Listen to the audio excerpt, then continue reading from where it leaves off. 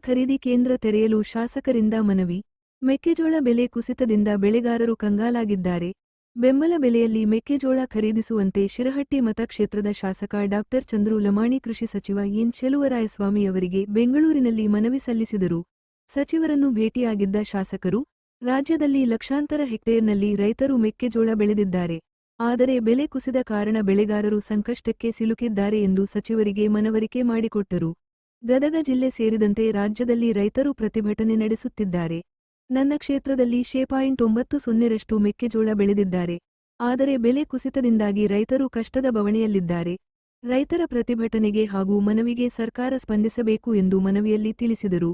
Ethanol ಉತ್ಪಾದನೆ, ಜಾನುವಾರು ಮೇವು, ಡಿಸ್ಟಿಲರಿ ಮತ್ತಿತರ ಕೈಗಾರಿಕೆಗಳಲ್ಲಿ ಮೆಕ್ಕೆಜೋಳಕ್ಕೆ ಬೇಡಿಕೆ ಇದೆ.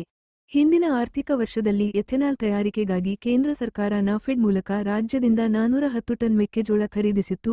ಈ ಬಾರಿಯೂ ಖರೀದಿಸಲು ಅವಕಾಶವಿದೆ ಎಂದು ಮನವಿ ತಿಳಿಸಿದ್ದಾರೆ.